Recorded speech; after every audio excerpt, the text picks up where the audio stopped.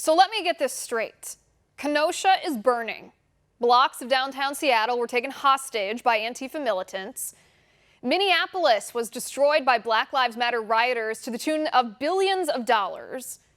A Trump supporter was murdered in Portland this weekend as Antifa mobs cheer and say they are not sad a fascist died. Senator Rand Paul and his wife were swarmed in Washington, D.C. by anti-Trump thugs. Mobs in Los Angeles are chanting "Death to America." Private businesses in cities all around the country have been set aflame and looted in the name of reparations.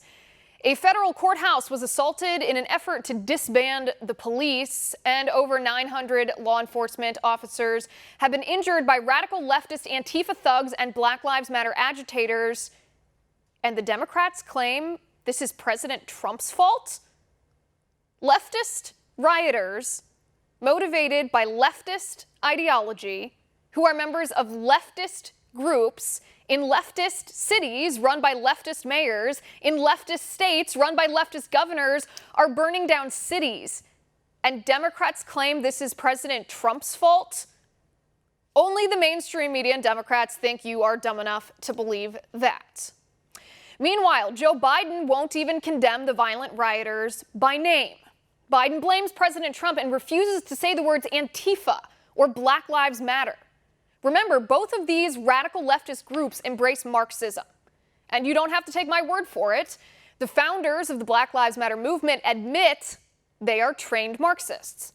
They admit they are anti-capitalism, anti-white, anti-free speech, anti-family, anti-police, Marxist revolutionaries who are willing to use violence to coerce politicians to impose their Marxist political ideology on we the people.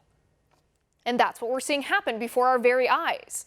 In political science speak, it's called domestic terrorism, to wage violence in order to get attention for your political agenda. And Democrat politicians are playing right into the hands of the radical leftist agitators by blaming President Trump for the violence, pretending that because President Trump won't kowtow to the thugs and impose radical leftist ideology on the people against our will, the violence is Trump's fault. That is called a false choice. If you don't do as I say, it's your fault if I beat you up. It's the creed of the abuser, and Democrats are serving as the enablers. But don't fall for it. It's a lie.